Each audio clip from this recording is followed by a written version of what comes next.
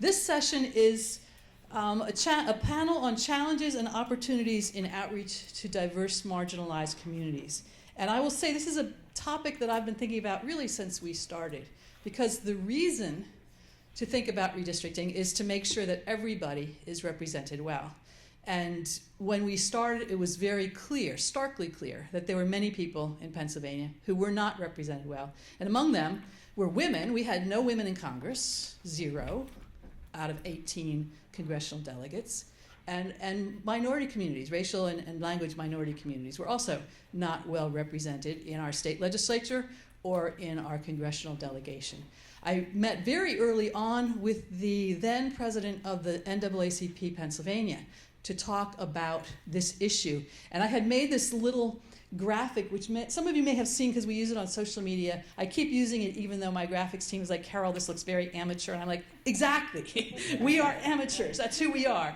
And it shows a bunch of, and I probably should have brought that slide to share, but it shows a bunch of different issues kind of connected with little arrows going in different things. And it says, connect the dots. And there's gerrymandering, and there's gridlock, and there's lack of representation, and there's underfunded schools, and bitterness and division, and all of those things connect the dots. And I had created that to meet with the person who at the time was the president of the state NAACP, and I said, how do I share this information? She goes, well, this is a great graphic, and it's absolutely true. And she said, we need people to understand that, but you need to know that my community has a lot of existential threats facing them every single day. And so foundational issues are not always the thing that will get the most attention. And that is the case. That is the case. And yet, if we don't have all of our communities asking for representation, we will not ever have all of our communities receiving representation. And one of the great griefs to me personally in this last redistricting was that there were House districts drawn deliberately to create minority-majority districts that did not have incumbents where minority communities could run candidates and win. And many of those places, the communities that could have benefited were not ready. They had not been paying attention. They did not understand how the districts impacted them. They did not run candidates. One candidate who was ready was Johanny Cepeda-Freitas, who had been part of a first panel that we did in Berks County way back in 2016. Berks County League of Women Voters had invited me to do a panel. There's a long story about how I had met Johanny and how she ended up on the panel. It's a funny story. I won't tell you now because it takes too long to explain. But she had been on that panel. She had done a short video with us about why Reading had been harmed by gerrymandering. She had been following this closely, and when those new maps came out, she was like, hello, I'm running for office. And she is the first Latina in our state legislature. That was a win, but there were other districts that were not wins. And so to me, it's incredibly important that our minority communities be part of the process now, be part of the work of thinking about districts. And you'll hear a little bit about the work on making sure those communities were counted in the census, but it needs to go beyond that to being ready when districts are redrawn to see where the opportunities are and to move towards those quickly. So that's a concern. I really appreciate these folks being here. I'm going to give you an introduction, and then they're going to take some time to kind of give their perspectives, and then we'll have a little bit of dialogue. Anyhow, Dr. Damary Bonilla-Rodriguez, butchered it, that was close, holds a doctorate in education, focusing on executive leadership, and is a nationally recognized authority in leadership development, specializing in diversity, equity, and inclusion. Her groundbreaking doctoral research on Latino leadership in the U.S. has shaped key initiatives, conferences, and publications focused on fostering impactful, diverse leadership. Her leadership extends across several boards, including the ACLU of PA, Maternal and Family Health Services, and the Salvation Army of East Stroudsburg. She served for 6 years on Governor Tom Wolf's Latino Commission, chaired the Statewide Education Committee, and was a commissioner on his 2018 Pennsylvania Redistricting Reform Commission, which I remember going to give testimony to, and some of you may have done that also. And she also invited me to be part of a podcast in Stroudsburg, which was probably the first podcast I was ever part of. So thank you, that was super fun. And also just a couple weeks ago, included me in the Latino convention doing a breakout session on redistricting. So thank you again, appreciate that. And then we're gonna hear from Stephanie Sun. She's got an amazing bio, which I'm still in awe of, and she hasn't told me the whole story, and someday maybe she will. But she came to the U.S. 9 years ago as the only income source for her family to build a new life from scratch by her own means after spending 6 years in Korea, South Korea, after coming there from China. She brings her wealth of international experience working in 3 Fortune 100 global corporations in 3 countries into her civic advocacy and public service. Her notable contributions to Pennsylvania include spearheading the historic progress of the Pennsylvania election system, moving from bilingual to trilingual, adding the first Asian language, Chinese, starting in 2022. In 2016, I do the math, she had just arrived just a few years before that. In 2016, in Philadelphia City Council, Ms. Sun co-organized the first ever public hearing concerning the Asian community in the history of Pennsylvania, resulting in the reform of Philadelphia law enforcement services and language access. In 2020, Ms. Sun was appointed by the governor to be the executive director of the Governor's Advisory Commission on Asian Pacific American Affairs, becoming the first female immigrant appointed as the executive director of any of Pennsylvania's governor's advisory commissions. In 2022, Ms. Sun organized the largest and most diverse nonpartisan voter education and Get Out the Vote campaign in the history of PA in 23 languages. In 2023, she became the first Asian and first immigrant invited and appointed as an advisor to the Pennsylvania Health Equity Advisory Committee. And in 2024, she became the first Asian appointed as the vice president of the League of Women Voters of Pennsylvania. So she's part of the league. And previously, in 2023, she was invited to be the director of DEI for the league as the first person of color and first immigrant to lead in that role. And I will say, if you looked at your program, Stephanie's name is not on your program for this panel. Amy Widestrom and Susan, Amy Widestrom was going to chair this panel. No, you are on this panel. Yeah, sure. Your name is. The next one, she was, I've got my brain scrambled. So she is she is on there. Oh, I know, it's Amy Widestrom was going to be hosting this panel. And Amy Widestrom had some family, it's a busy weekend, let's just be honest. So Amy Widestrom asked if I would be willing to take her spot so she could go home and do the things she needed to do at home, and I said sure. So I was not planning to do this. That's why my name's not there, and Amy's name is there. That's what's going on here. And Brandon Flood leads the Lazarus firm focused on addressing reentry challenges for returning citizens. He has years of expertise in developing and moving public policy forward to improve the lives of Pennsylvanians. He has served as Deputy Director of Government Affairs for Ceasefire PA. He was Secretary of the Pennsylvania Board of Pardons. He was Legislative Director for the SEIU Pennsylvania State Council, Political Action Committee Chair for the NAACP Pennsylvania State Conference, and Executive Director of the Pennsylvania Legislative Black Caucus. He has seen Harrisburg inside and out in a lot of different ways, and has some interesting perspectives to share with that. We are going to start with Dr. Bonilla-Rodriguez is going to share some slides, a little bit of thinking about DEI, diversity, equity, and inclusion, and we'll get that conversation started. They each will share a little bit of their story, a little bit of their perspective, and then we'll have a conversation and invite your questions. Thank you. Thank you, Dr. Carol. So I just realized in getting ready for the Pennsylvania Latino Convention, your own background. We've been working together for some years now, and there are often times, and I just saw an African-American colleague today on the way here had posted, I was looking something up, and she posted she just earned her doctorate today, and she said it'll be the only time that I use this title. And I wrote back and said, please use the title, right? And I said this to you as well, because there's a level of humility that we learn as women, for us as people of color, as grassroots organizers, that is great, but also it's important in the work that we do, because as you were listening to the bios, I was excited, right? And I know the work of the individuals here that I'm sharing space with, but it's exciting because when you're the first, when you're the only, when you're breaking ground, you're giving a voice to people that don't have a voice. And so I'll ask, how many of you have been first in any of the spaces you're in? Maybe the first to graduate high school, first to graduate college. Raise your hand if you've been first at something. Okay, sometimes you're the only person that thinks the way you think or dresses the way you dress, right? And so when we think about DEI, the reason that it's been so politicized and that there's such negativity around it, I had to get off of Twitter recently, X, Twitter, whatever you want to call it, because it was so negative, right? And so I would see DEI has to DIE. And I know it's because people don't understand what we mean when we talk about it, right? When you think about diversity, if you take away the first thing that comes to people's mind, it's often color of your skin and or race and ethnicity. It's things that we can see, things that we know, things that we can easily identify, because that's where we're comfortable. We're comfortable when I can look at you and identify you based on my lived experience. But it's uncomfortable to ask someone, right, how do you identify? Because if you look at someone at face value, take me for example, I'm white presenting. And generally I have blue hair, but speaking of being busy, I haven't made it I was like, oh my gosh, I have an appointment for Thursday. But generally I have blue hair.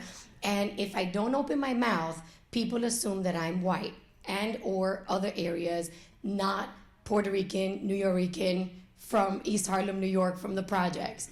As soon as I open my mouth, especially in the Poconos, I've been there almost 18 years. It'll be 18 years in January. Grew up camping there, and one year we went camping with the family, and my husband said, we should move here. I'm like, we should move to camp? He's like, honey, it's not camp. People live here for real. And we've been there almost 18 years, and we love it. But I would often get asked, as soon as I open my mouth, where are you from? Right? And then even just a few days ago, I said, I'm New Yorican. And people get thrown, they're like, what? Like, it's a real term. It means a New York-born Puerto Rican. And there's a place called the New Yorican Poets Cafe. My doctoral committee chair was an older white man from Mississippi who was brilliant, had published many books, but had never engaged with someone like me. So we had a lot of fun in our time together.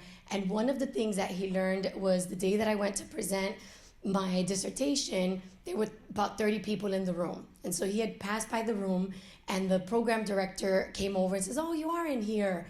I said, yeah, we're waiting for Dr. Willis. So he passed by, he said it looked like there was a party in this room. He must have the wrong room.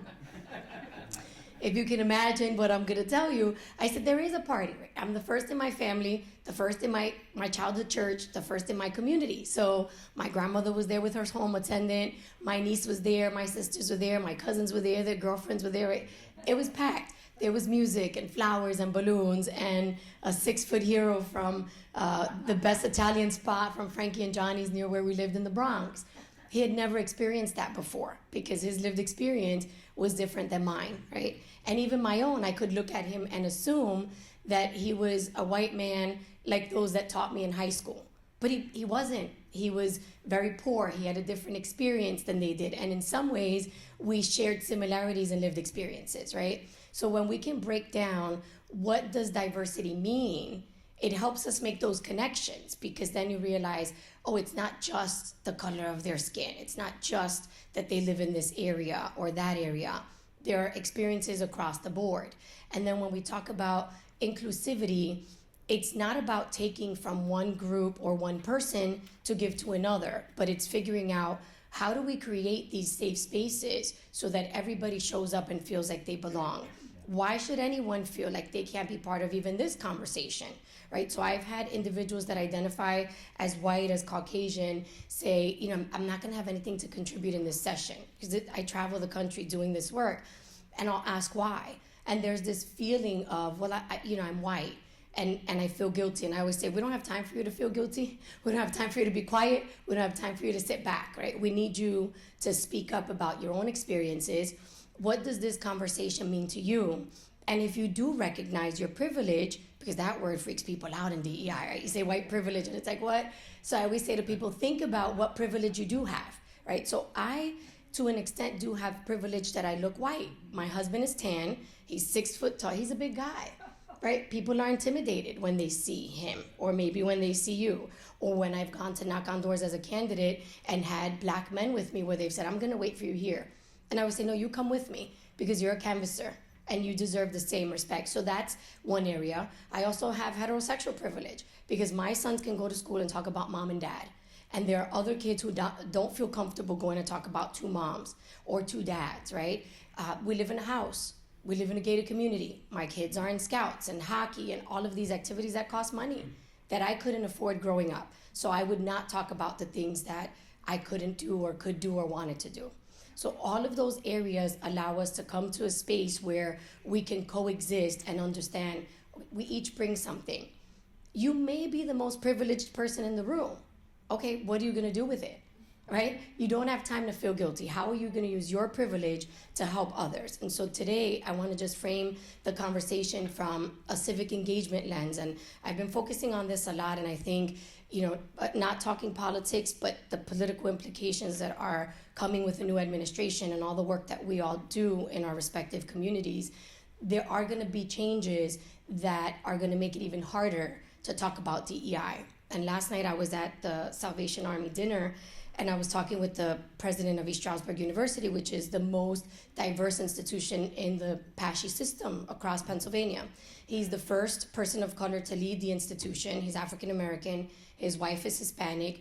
And, we have done a lot of good work in the community, but I was telling him we have to continue to do the work from a leadership development lens, right? Because if using a particular term, and I'm not afraid of conflict, I love a good debate, but if using a terminology like DEI is going to get people to be upset, to be against each other, let's reframe it. It's the same work. We're not going to shy away from it. But let's talk about it in a way that makes people understand that this is important to you, to me, to our communities, to our state, to the country, and globally, right? And that's the equity piece. So oftentimes when I served on the school board, I was the first Hispanic elected in my school board, and I would always have to defend myself, which is quite frustrating. And that's where using the doctor comes in handy, because sometimes I have to be sassy and say, well, I'm the only doctor out of all 9 of us, and my doctor is actually in education, so let me speak. I mean, sometimes it's what gets me in the room, seriously, right? And so the equity piece that I often receive pushback on, especially during the pandemic, where there were political movements coming into the school board meetings, and they would say, and I actually had a mom say to me at a school board meeting, you're trying to take away from my kids, and you're trying to make my white kids feel guilty for being white. And it was her frustration, and it was her truth, right? So as a person, you may get offended. That goes along with the white privilege. What in the world? How dare you? But when you put the civic engagement hat on, when you put the advocacy hat on, when you think about the bigger picture, and you sit back for a moment, I was able to, one, thank her and say, thank you for saying that, because now I know where you're coming from. Now I know some of the frustration that others are feeling they may not have said. And now we can address it. And I can say, I'm not trying to take away from your child to give to mine, but there's enough for all of the kids. There should be enough, because they are our future. So we should be investing in all of them. And what your kids need might be different than my kids. And so my boys are light-skinned, but luckily for them, not for me, they get very tanned in the summer in the sun. But they do have a big head of curls, and they love their curls. The bigger the curls, the happier they are, right? They don't like haircuts, but what it does is it does identify them because of the texture of their hair. So there are a lot of little things that are not always obvious that give people an impression of who you are. And the equity piece is about how do we take equality to the next level? Equality is, let's give something across the board to everybody in this room that we think is going to make them succeed. So everybody gets $5, go out and get a snack. The equity piece is, you may need something more than you need because you have a different experience. So you may need $10 because you have nothing in your pocket and everything at the store is $10. And you may only need 5 because you already have 5 in your pocket, and with the 5 I give you, you're going to be able to buy something, right? It doesn't mean that I'm going to take something, but it's making sure that everyone has what they need to succeed. And when people can understand, I'm not taking from you. On the other side of that, I've had people of color say to me, I don't need any favors, I don't need hand-me-downs, I'm willing to work hard and I want my kids to work hard. And I say, great, I agree with that. It's how I'm raising my boys, it's how I worked. What happens is when you work that hard, when you earn all the degrees that we've earned, when you've done all the work, when you've traveled the country, when you can talk about so many different subjects and still have to sit in a boardroom with the most credentials, national experience, and still have to explain yourself and say, well, actually, I'm the only one with a doctorate. That's the problem, right? Those are the systemic issues that we're talking about. So the civic engagement lens is, how do we get people from all walks of life with all of these diverse experiences to be able to think, what do we do together, right? So when you look at this image on the bottom, I've been doing a lot of this work with colleges and universities, with community organizations. You look at this image on the bottom, it gives you some ideas about what you can do. But the premise is it's for all of us. So when we talk about politics, civic engagement, people freak out on me. And they always say to me, I do a lot of leadership development work and teaching, and they'll say, I'm not political. I'm not political. They don't want to be associated with the dirty word because politics is not something that engages people. And so I always say, I'm not wanting you to identify as political, but I want you to be civically engaged because politics touches every aspect of each of our lives. And civic engagement looks different for all of us, right? So for you, it may be that you're going to run for office. For someone else, it may be that they're great at cooking. And if I'm the candidate and you really like me and I have an event, you can cook for my event. And then I don't have to worry about providing food because your gift is going to bless my gift to run for office, right? So we have to reframe for people, particularly people that are in situations where they don't feel connected to the political system. They can't reach out to their elected officials. They just don't know. And this is, again, where our privilege comes into play. My husband is dealing with a medical situation, and our network, St. Luke's, we've been with, since we moved to PA. And there were some challenges in the communication and how things were working. And again, I gave you his physical description. Another thing about him is he's not a talker. I will tell you, if he's at the mic and you force him, he's very wise. But he's not the one that's going to take the mic. He will be moving the chairs around. He'll be doing the work. He's the physical laborer. So what happens when it comes to conflict or having to advocate for himself is he shuts down. And there's some learning challenges, which is a very important aspect to DEI. And I had to get involved. And I started getting involved. And finally, I texted the president of St. Luke's, who I sit on several boards with and I consider a friend, and said, I'm going to cross this boundary if you allow me to, and ask for some support. And he was great. But even with the president calling the offices, it felt like such a struggle. And I have to tell you that I got pissed off. And so I called them and said, I'm so grateful for you. I respect you as a colleague. I appreciate your help. But I'm switching my hat from personal to advocacy. Because what happens if someone is speaking English, if someone is formally educated, if someone has the president on speed dial, and you're intervening and we're still dealing with these challenges, what happens when someone doesn't have all those things? What happens to those individuals in our community? And it's not just Hispanics that don't speak English. We have lots of racial and ethnic groups. In our community, we have a growing Russian community, a growing Polish community. What happens to these individuals? And last night we were at the Salvation Army dinner together. It was the first time we'd been in person. And I was like, so Don, are you upset at me or what's the deal? And he's like, no. He's like, and he's really sweet. And he's like, no, I had to think about it. And you're right. Oh, and I said to him, and by the way, I'm calling all of our local elected officials and I'm going to send you all an email because I want us to talk about this. So I said to him yesterday, good, now you're ready. I'll schedule the meeting, right? Because it wasn't about you. I said to him, you're great. This was about the St. Luke's system. And if it's happening here, it's happening across wherever St. Luke's is, which means it's touching our state. So when you look at this, how many of you see at least one area that you're engaged in?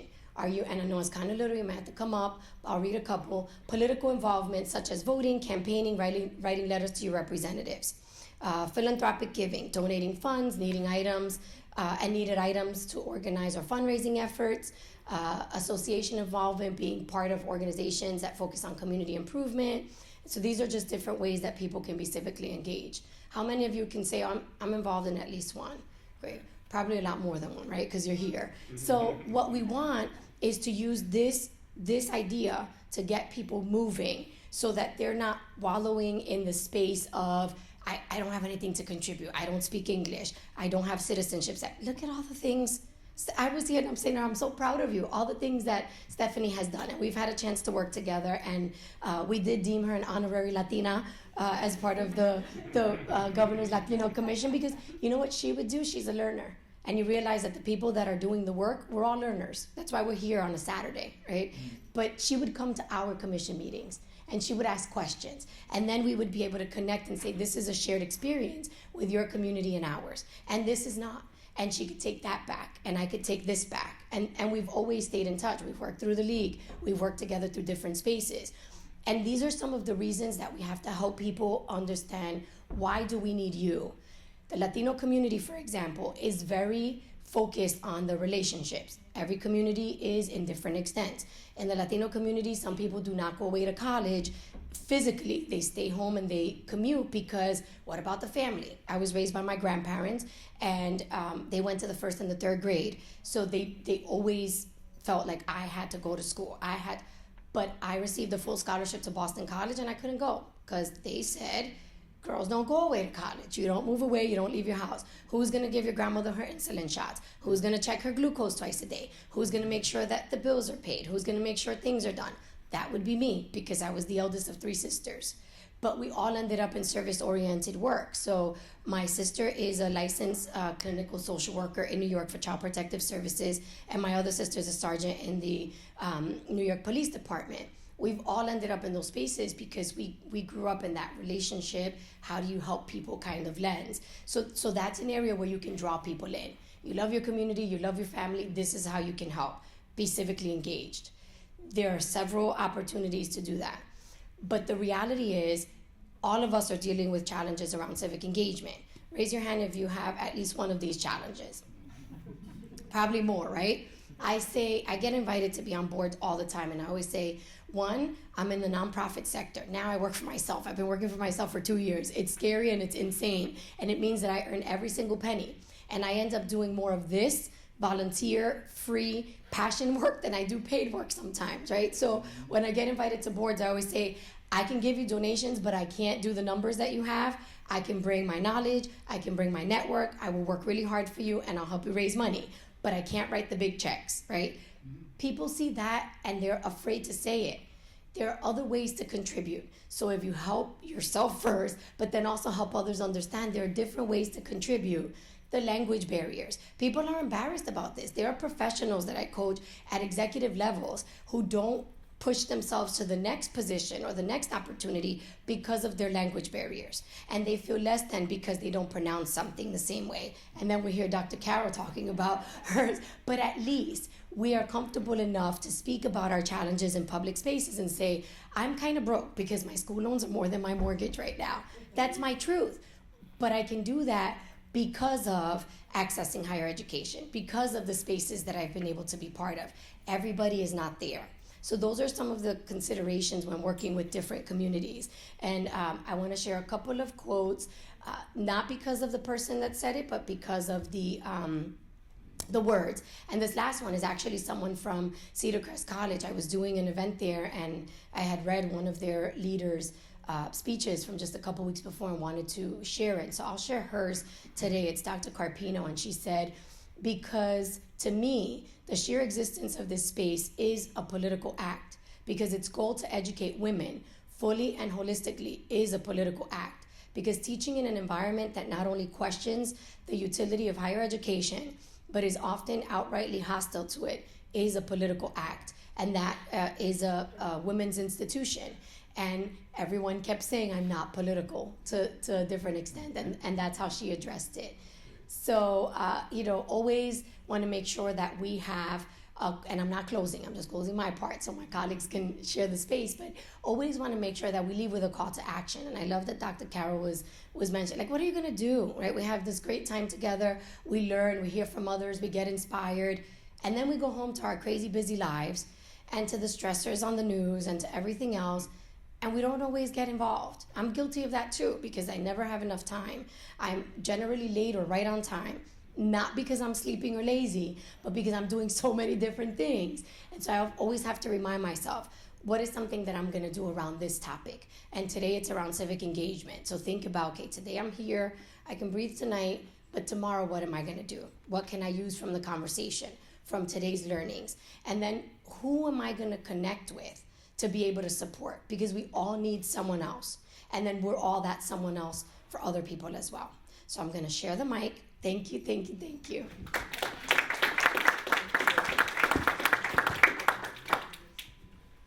Thank you so much, Dr. Tamali. It was so inspiring. Okay. Hi everyone, my name is Stephanie Sang. Thank you, you know me, thank you. And Dr. Carol invited me to specifically to talk about one of the projects that I worked on in the year of 2020. So the name of the project was My Community Votes. I hope that you like the name. I made it. This project surprisingly turned out to be the largest and also most diverse volunteer-based nonpartisan voter education and get out the vote campaign in the history of Pennsylvania. So first, I would like to share a video that we created for this campaign. And you will hear more than 20 languages. So if you can, please pay attention to the subtitles so you will understand what they're talking about.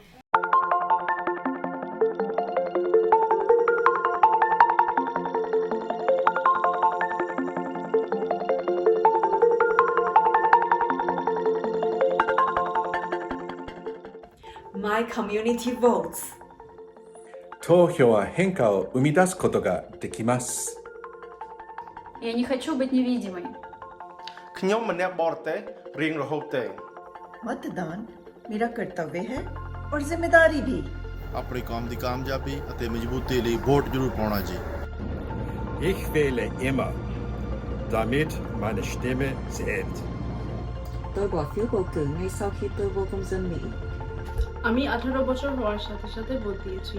অনেক তরুণরা মনে করে তাদের vote কোনো ব্যাপার না। আপনি 18 বা তার বেশি বয়স হলে আপনার মতামত গণনায় আনুন। 我终于可以用中文投票了。2022年，宾州历史上第一个亚裔语言中文加入宾州投票系統。中文喺賓州同埋成個美國，除咗英文同埋西班牙文，就係最多人用嘅第三大語言啦。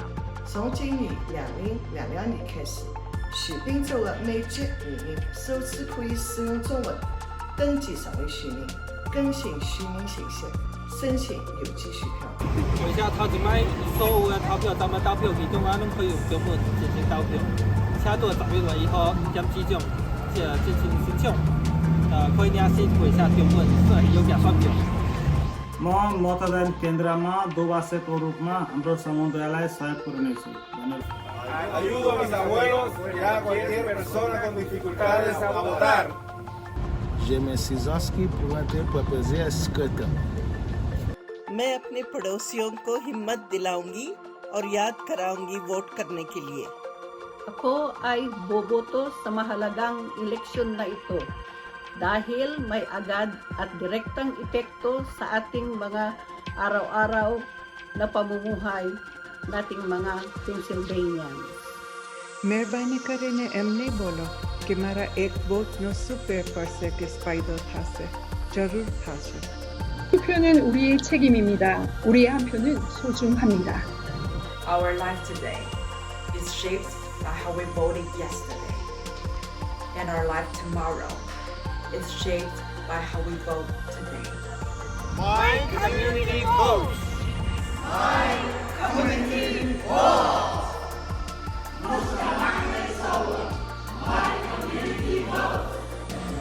Everyone, get out and vote!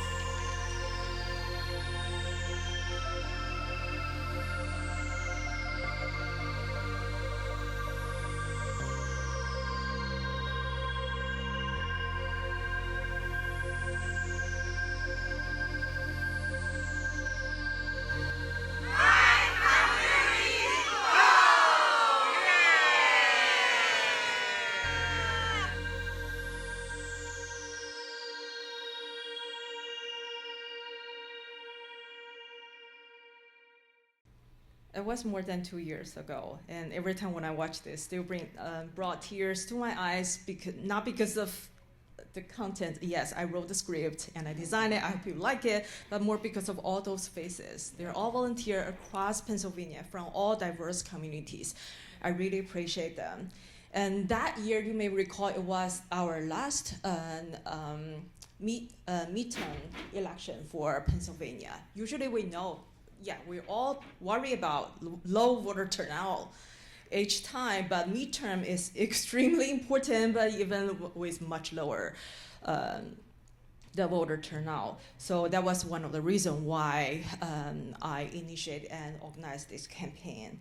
And as I mentioned, there was no funding at all for this video nor for this campaign. All volunteer work, and also no one asked me to do so, since election and voting had never been part of my any jobs at that time. Until last year, I was invited to join a league, but before that, everything on my resume as my working position has nothing to do with election and voting at all. But just like every one of us here, we know how important it is, and especially as an immigrant, deep inside of the immigrant community, the women's community, and also racial minority community, I know how vulnerable our community members are. So when there's gap there, when there's not enough people doing the work to fill the gap, we have to be there, just like every one of you being here on the Saturday. With no budget, we reach out to diverse, hard-to-reach minority communities through this campaign, including very diverse so-called AAPI community, which is Asian American Pacific Islander community, and Black community, Latino, Hispanic community, and Middle Eastern communities, including Arabic, including Jewish, including Muslim community, and in totally 23 languages. It was 100-day campaign because no funding. I hope I can run it all the time, all year round. I try my best. It was 100-day campaign. In 100 days leading up to the election, with a team of 225 volunteers across Pennsylvania, we completed 173 voter education and engagement events for diverse communities, averaging, you see the math, 100 days, 173 events, averaging 1.73 events per day, reaching out to more than 90,174 diverse, hard-to-reach minority community members directly, plus countlessly indirectly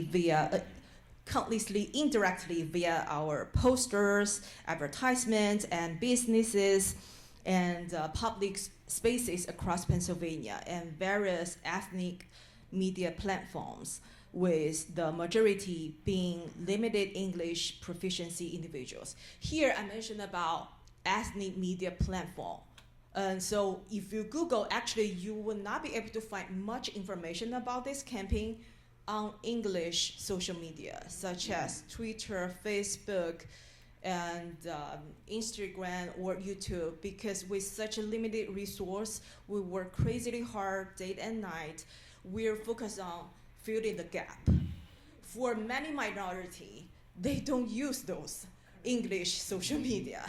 They use WhatsApp, they use WeChat, they use Kakao, they use Telegram, they use Lines, you name it.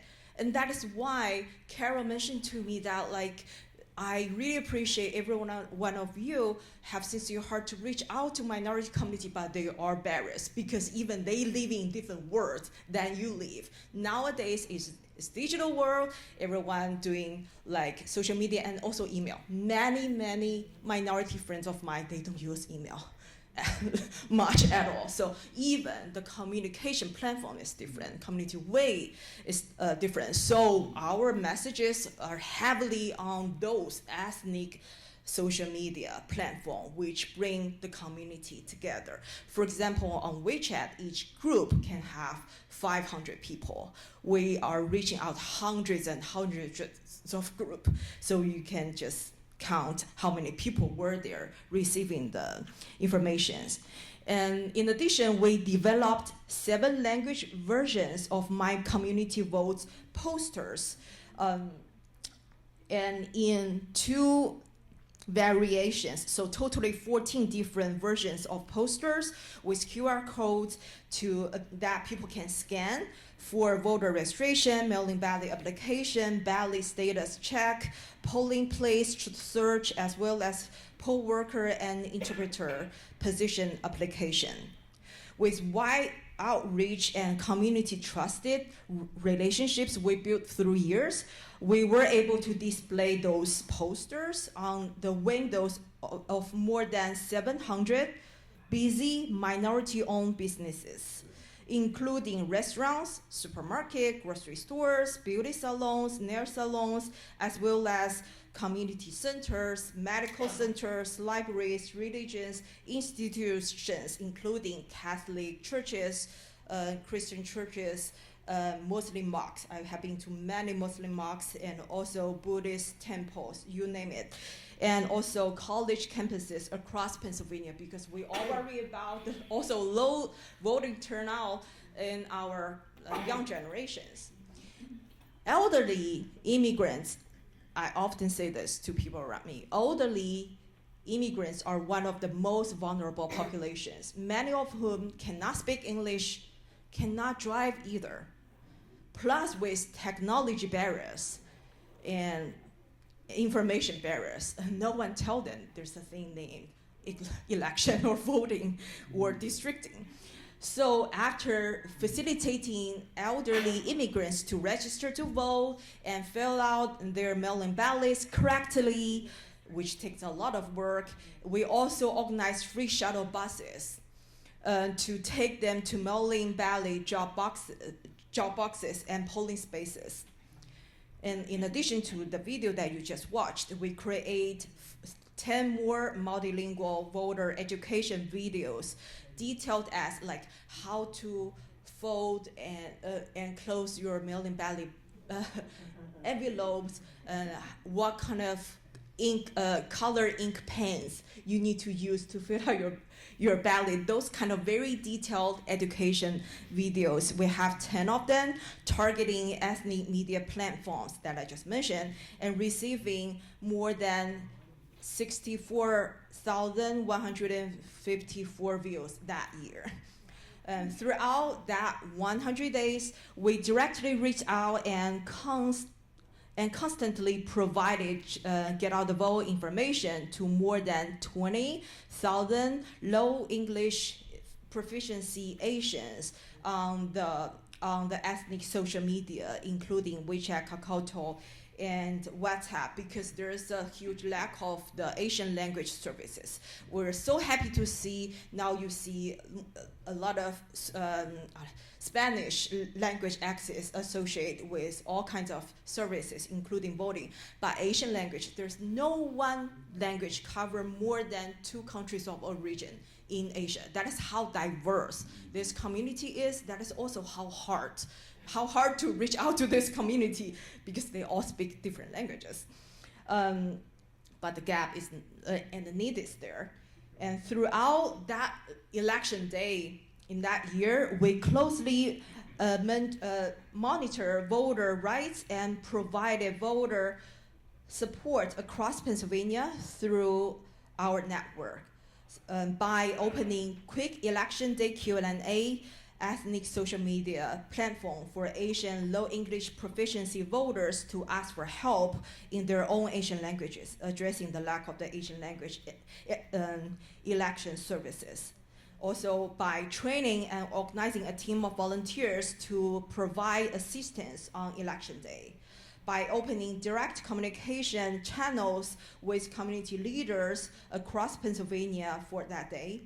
By supporting constituent and local election offices to solve voting issues, by visiting busy polls with low English proficiency voter registrations in Philadelphia, and helping address an outstanding voter rights violation issue timely and efficiently. By assigning 3 interpreters to polls for emergent needs for City of Philadelphia, the polling place on that day. by organizing free transportation support for seniors to polling places on that day, and also drop boxes, and by organizing volunteer voter assistance during, including interpretation and poll and procedure navigation.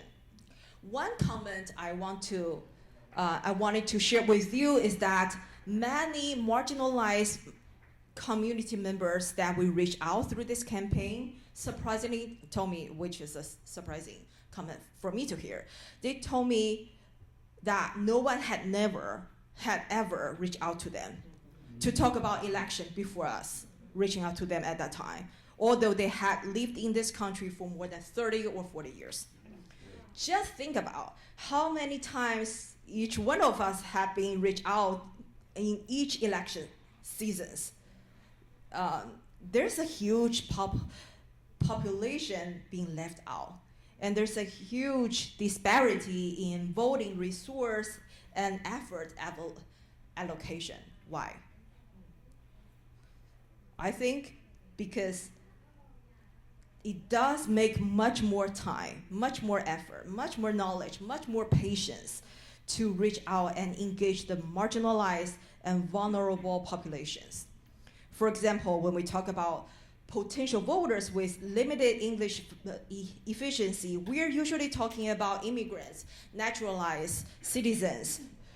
Turning them into first-time voter is not just only about providing language access, but also civic education and voting process assistance. People who grow up here in the US learn about at least basic concepts about election and voting in schools, right? But there's no school, no teacher to teach immigrants, including myself, about this, including why voting matters. What is election? What are those positions? What do they do? And how to vote, etc. Many things that are common sense for people who grow up here are brand new knowledge that needs to be taught to immigrants. And in the past 10 years, according to the census data, the total population of Pennsylvania only grew 2%. The only reason and the major contribution of this 2% growth of population is the immigrants who came to this state.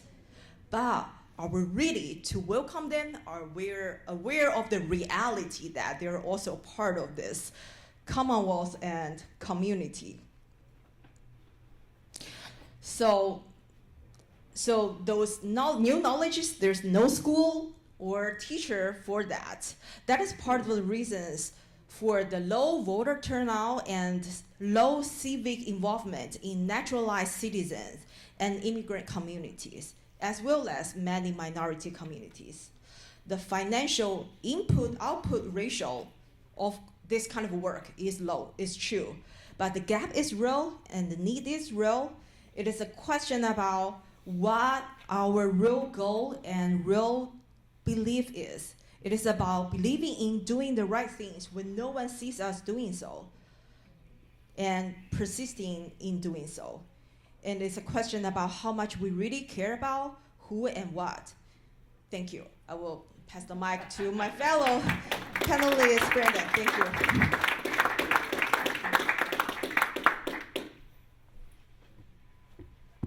This has been challenging, encouraging, inspiring, and raises lots of questions for us about what do we do to work with the League. I know that our Chester County League has met with naturalized citizens every time that there is a ceremony at our county courthouse.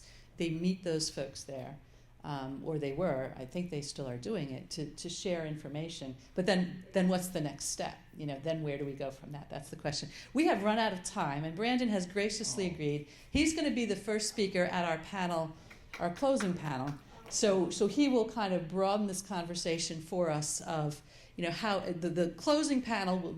These three folks will be part of our closing panel. Our next panel is going to be kind of broadening this out to what have we learned and what do we do? I mean, so you've done some great work, but for us in the redistricting space, in the reform space, dealing with our legislature, dealing with our state population, what are we going to do? And Brandon's going to start us off there because we've run out of time for him here. But thank you both. You've done a phenomenal job.